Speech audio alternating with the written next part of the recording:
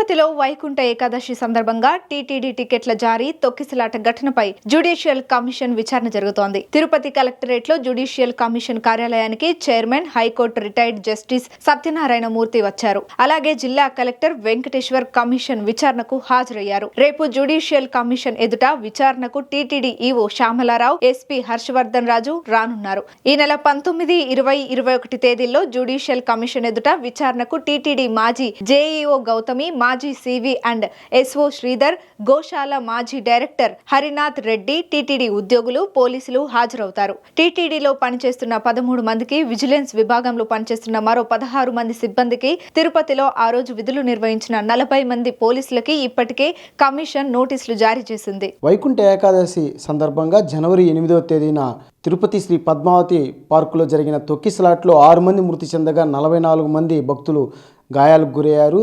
ఈ సంఘటన పైన రాష్ట్ర ప్రభుత్వం సీరియస్గా పరిగణిస్తూ ఆ యొక్క ఎవరైతే బాధితులు ఉన్నారో బాధితులకు మెరుగైన వైద్య సేవలు అందించాలని, అలాగే చనిపోయిన వారి కుటుంబాలకు కూడా హితోధికంగా సాయం అందించడం కోసం ప్రభుత్వం కూడా తగిన చర్యలు తీసుకుంది. టీటీడీ ద్వారా కూడా చనిపోయిన మృతుల కుటుంబాలకు కూడా 5 లక్షల రూపాయల నష్టపరిహారం కూడా అందించడం జరిగింది.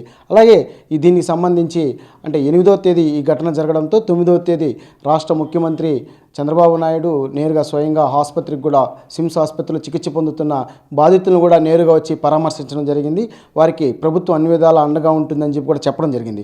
అలాగే అదే రోజు మధ్యాహ్నం కూడా డిప్యూటీ సీఎం పవన్ కళ్యాణ్ కూడా నేరుగా బాధితులను కలుసుకొని వారి యొక్క జరిగిన ఘటనకు సంబంధించిన వివరాలను కూడా అడిగి తెలుసుకొని వారికి అండగా ఉంటామని కూడా చెప్పడం జరిగింది.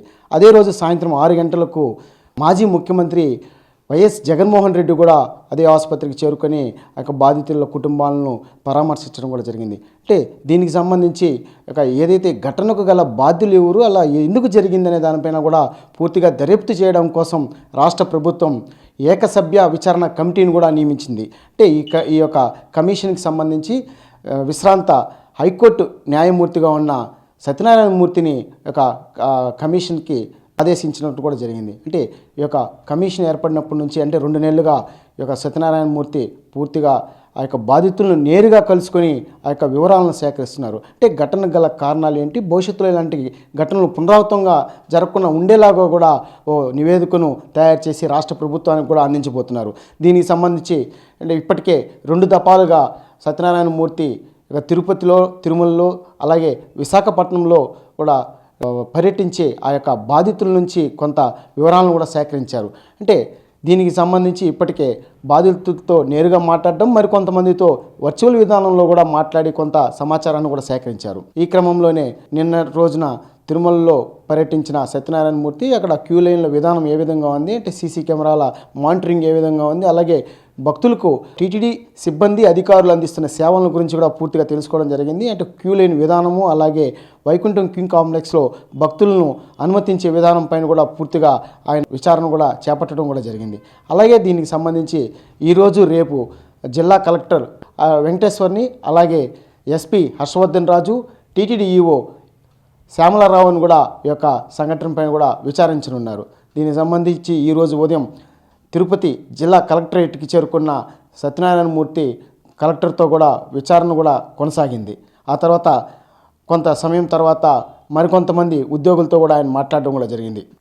రేపు హర్షవర్ధన్ రాజుతో విచారణ కూడా చేపట్టబోతున్నారు. ఆ తర్వాత టీటీడీ ఈవో కూడా ఈ యొక్క విచారణకు హాజరు కాబోతున్నారు.